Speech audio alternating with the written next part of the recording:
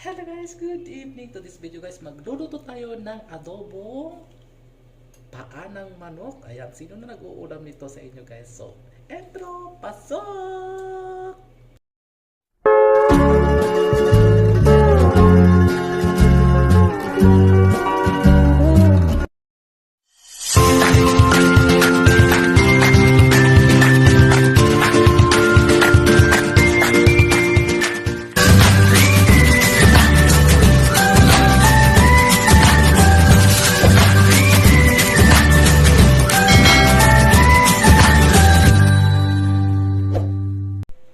Ayan guys, umpisa na natin lutuin ang ating adobong chicken feet. Ayan, naglagay ako guys dyan ng corn oil ang gamit ko. So ayan, nag-slice na rin ako dyan ng ginger para pangtanggal ng lansa, ika nga. Ayan, so ilagay na natin ang ating ginger. Isang cut lang yan guys.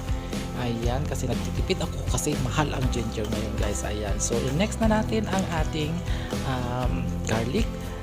Dinamihan ko ng garlic guys kasi para mas masarap at mabango-bango ang ating adobong paa ng manok. Ayan, so ayan, inilagay ko na ang ating garlic. So ayan, fry pa lang natin konti, dimekos-mekos na natin, and ilagay na natin ang ating onion. Ayan, so as you can see guys, mayroon akong ilalagay na carrots. Disclaimer lang guys, this is my own version.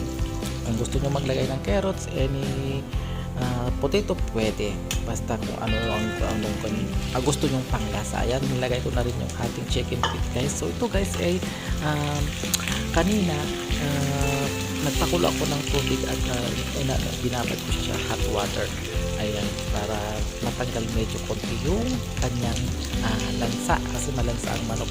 So ayan, and as you can see, nilagay ko na yung ating carrots pang tanggal dekorasyon or tamis. Matamis kasi ang carrots guys kung maglagay tayo ng carrots. Ayan, so kung gusto nyo gayahin, why not? Ayan, hindi naman kahit adobo hindi tayo maglagay ng mga carrots, potato. Yan, pwede guys, maglagay kayo maganda yan guys, masarap pa rin pagdagdag sa ating ginawang adobong chicken feet. Ayan, naglagay din ako dyan guys ng chili powder pang pasarap sa ating lasa.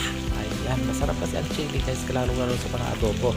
Ayan, and ayan, naglagay ako ng Ajinomoto betchin.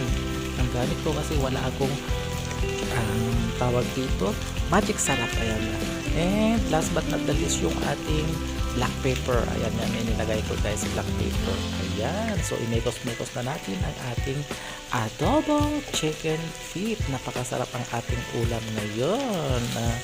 Ayan, minekos-mekos ko na, dahan-dahan lang kasi baka matapon, masyado marami yung ating niluto ko na guys, ito yung second cook natin ng chicken feet kasi hinati ko yan kasi 2 kilo yan.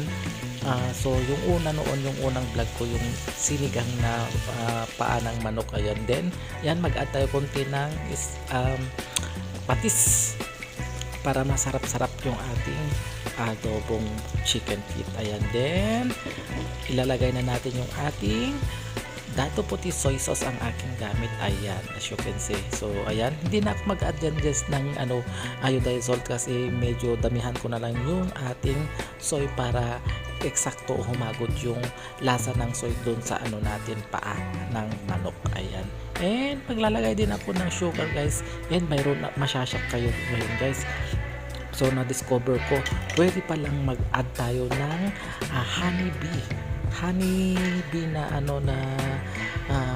instead na tawag dito oyster sauce. Kung wala kayong oyster sauce guys, pang alternate natin yung honeybee, maganda, masarap guys. Ayan, as you can see yan, nilalagay ko na yung honeybee.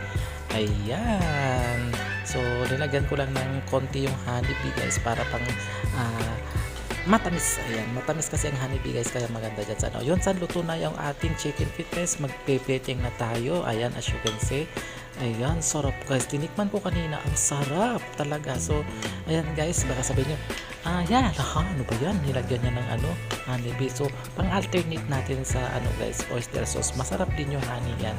Ayan. So, ayan, nakikita nyo dyan. Na ako. Ayan. Thank you for watching. So, yan na guys, yung ating plating. Ang sarap ang ating chicken with adobo guys. Yummy!